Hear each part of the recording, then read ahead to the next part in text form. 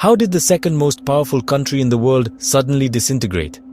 There is no doubt that the internal weaknesses of Soviet political and economic institutions, which failed to meet the aspirations of the people, were responsible for the collapse of the system.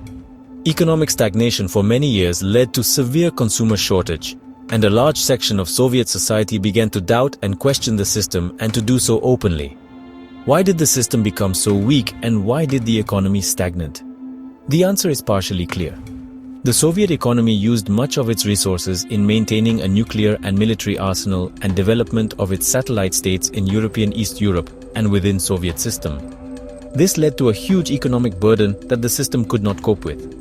At the same time, ordinary citizens became more knowledgeable about economic advances of the West. They could see the disparities between their system and the system of the West. The Soviet Union had become stagnant in an administrative and political sense as well.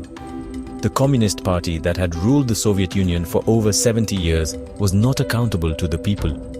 Ordinary people were alienated by slow and stifling administration, rampant corruption, the inability of the system to correct mistakes it had made, the unwillingness to allow more openness in government, and the centralization of authorities in a vast land. Gorbachev's reform promised to deal with these problems. Gorbachev promised the reforms in the economy to catch up with the West and loosen the administrative system.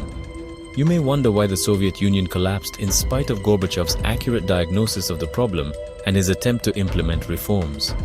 There were sections of Soviet society which felt that Gorbachev should have moved much faster and were disappointed and impatient with his methods.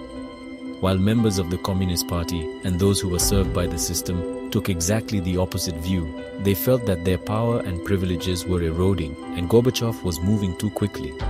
In this tug of war, Gorbachev lost support on all sides and divided public opinion. All this might not have led to the collapse of Soviet Union, but the rise of nationalism and the desire for sovereignty within various republics, including Russia and the Baltic republics, Ukraine, Georgia and others, proved to be the final and most immediate cause for the disintegration of the USSR.